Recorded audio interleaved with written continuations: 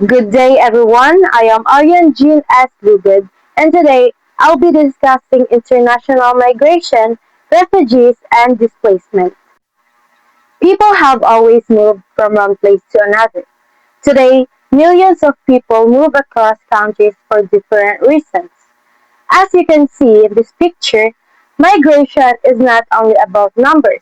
It involves real people, families, and life-changing decisions. These movements affect countries, economies, and societies around the world. So first, what is international migration? International migration happens when people move from one country to another. This movement can be temporary or permanent. Some people migrate by choice, while others are forced to leave. There are different types of international migration. Voluntary migration is when people choose to move, often for work, study, or better opportunities. Forced migration happens when people have no choice and must leave because of war, violence, or danger. Legal migration means moving with proper documents, while irregular migration means moving without legal permission. As shown in the picture, migration does not always look the same. Some people travel with plans, while others leave suddenly just to stay safe. Why do people migrate? Some move for economic reasons, such as better jobs and income. Others move for education, to study abroad. Some migrate to reunite with family members. Others leave because of political conflict, persecution, or environmental problems like disasters and climate change. If you had the opportunity to migrate, which reason do you think would matter most to you?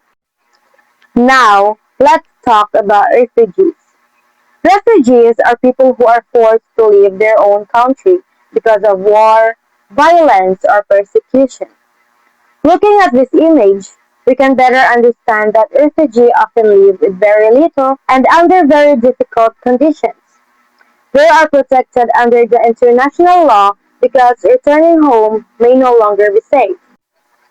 People often use the word migrants and refugees as if they mean the same thing, but they are different. Migrants usually choose to move for better opportunities. Refugees are forced to flee in order to survive. The simplest way to remember the difference is this: migrants usually have choice, while refugees often do not. Displacement happens when people are forced to leave their homes. They may stay within their own country or cross international borders. This image shows what displacement can look like. People leaving suddenly, often without knowing when they can return. Unlike planned migration, displacement is usually unexpected and urgent. There are different types of displaced persons. Internally displaced person or IDPs stays within their own country. Refugees cross borders because they cannot safely return home. Asylum seekers are asking another country for refugee protection. And stateless persons have no legal nationality. Even though these terms are different, they all describe people facing uncertainty and insecurity. So what causes refugees and displacement? Common causes include armed conflict, political persecution, natural disasters, climate change, and human rights violations. As you can see in the picture, these situations can force people to leave home very suddenly. For many people, living is not a choice. It becomes the only safe option.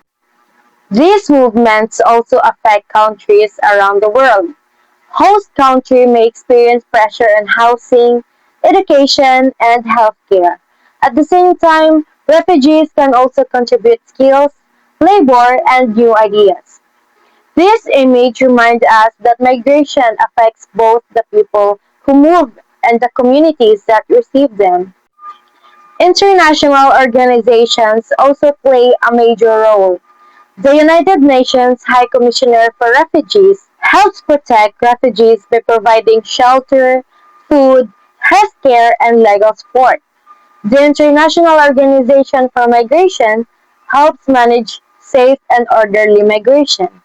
There are also many non-governmental organizations that provide support during emergencies. One example of this is the Red Cross. Most refugees live in developing countries. These countries often have limited resources, but many communities still try to help. As shown in the picture, even with limited support, people often show solidarity and compassion. However, long-term solutions remain difficult. So what can be done?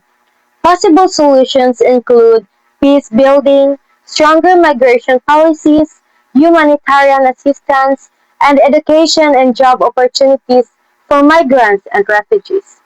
But most importantly, solving these issues requires cooperation among countries.